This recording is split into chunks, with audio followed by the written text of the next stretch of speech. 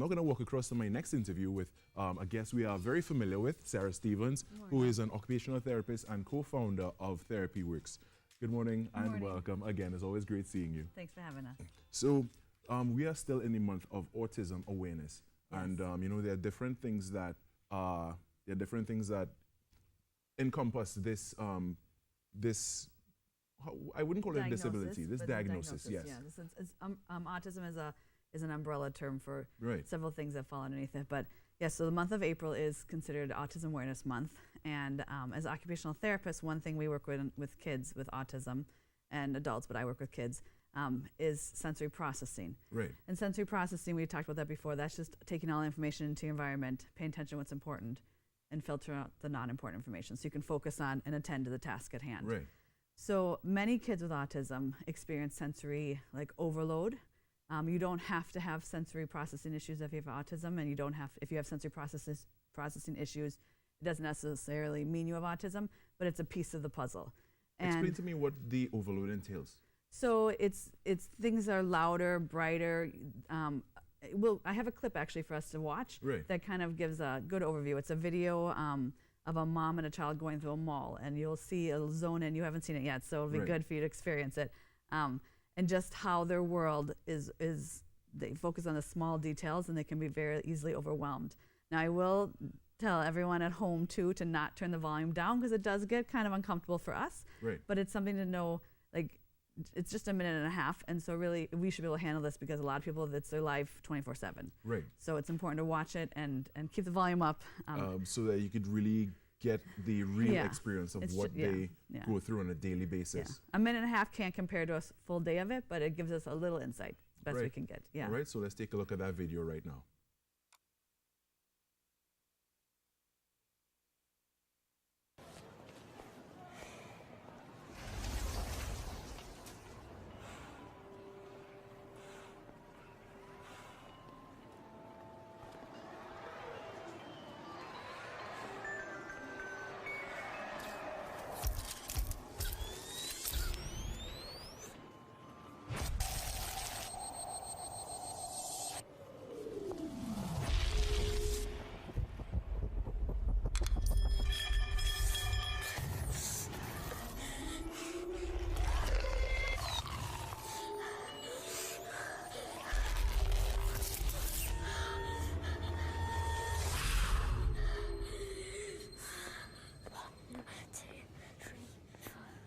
Six, 7, 8, 9.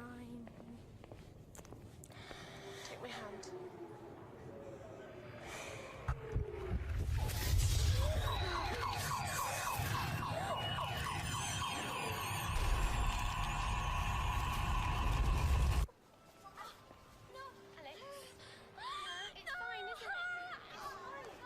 I'm not naughty. I'm autistic. And I just get too much information.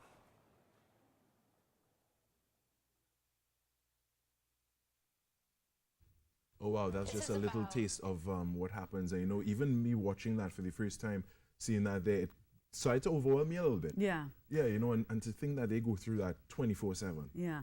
Well, and every person with autism, their experience is different. Right. So, but this is just a nice sample of it. I like it because it pulls in how all the little details are really big details. Like we walk past someone dropping coins all the time, but we can filter it out.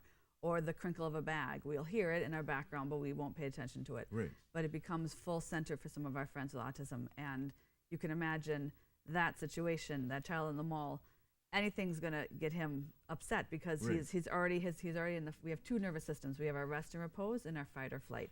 Where we're in our rest and repose right now. Right. We're calm, we're able to make rash decisions, we're able to understand that little things aren't big things. When people have sensory processing overload, they go into fight or flight. It's like when our adrenaline's pumping, and any little detail can become a huge instance. Wow. So like at any point in time, that your nervous system can switch into the fight or flight mechanism, so to say. And this is why a lot of our families work really hard to make things consistent for their kids, because we'll work with kiddos who are good at any kind of transition, can set them off, or our parents will say, I had to take a different road to Therapy Works today, and the child knew, then they turned a different, the 3-year-old knew when you turned down a different street, and they got very upset because they thought they were coming to therapy works. And even though the mom is saying, we're going to work, we're going to therapy, right. Because of that, it's out of the system, it's out of the routine. So do routines play a major part in the daily life of an autistic person? Yeah, again, it depends on the individual, but routines do help them stay calm and understand what's, kind of prep their body so they don't have to go that fight or flight. That being said, we also work on kids to help them get out of their routines. Right. Because parents can't set up the whole environment. You never know when something's going to change. Yeah, correct. So we will, in therapy, and parents will do it at home, work on changing small parts of the routine so that when bigger changes come, the child is able to better process that and handle that piece. Right. Yeah. I've heard terms of, those who are high on the spectrum and those who are low on the spectrum. Could you clear that up for us? Sure. So autism, like I said before, is a big umbrella term, just like any disability, really. And there'll be people who, like with someone with more involved autism, maybe it'll be nonverbal. They might stim. That's when they maybe sometimes my kids like to look at lights through their fingers, or they like to spin things. And that's when they maybe have a lot more sensory involvement, so they get overwhelmed easily by certain sensory inputs. And then we go all the way to the other end of the spectrum, and those are people who maybe can focus on small details. They maybe have some communication problems, some challenges, but they also can function. I mean, I know many people with autism who are married and have jobs and have families and are successful. Yeah. And so, that's why it's that spectrum. And I've heard, one time I went to heard someone speak from a doctor from Yale, and he said, at what point do they go from just being autistic to just kind of being quirky? And and we have our friends that are more socially out there and want to be surrounded by people, and we have other friends who like to have their 3 close friends and like to spend time in certain settings, and they're not autistic, but they just have different preferences, and that's what the autism spectrum is too, is that it's a range of people's preferences and abilities, language, communication, social interaction, that sort of thing. For those of us who are considered neuronormative, how do we go about, what are some of the guidelines you would give in regards to communicating with somebody who is autistic? Well, I think kind of take the cues from who's with them, or finding out how they best communicate. One thing with the sensory, kind of when the people get sensory overload, that sort of thing, different places will make accommodations to help those families. Right. Like some of the cinemas do a sensory-friendly showing of films where the sounds aren't so loud. Oh, really? And the lights aren't so dark.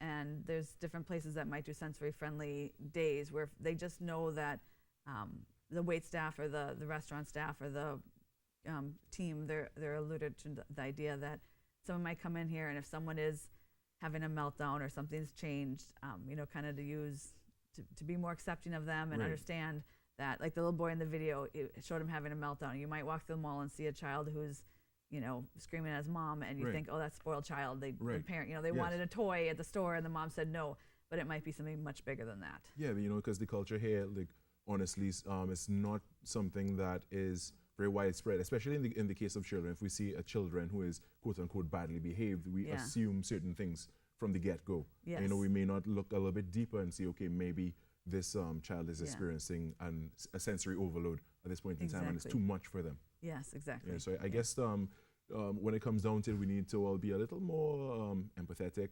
and to really extend ourselves a little bit and try to understand rather than to judge. Yes, exactly. Yeah, perfect. All right, Sara Stevens, I want to thank you so much for joining us this morning and sharing all you did with us, as we are still in the month of autism awareness, and, looking forward to our chat next week again for more things as pertains to therapy works and what is happening on that side of the world. All right? Perfect. All right, so thank you so much again, Thanks, Sara. Gary. We're going to take a short break. We'll be back because we have much more in our program. Stay with us.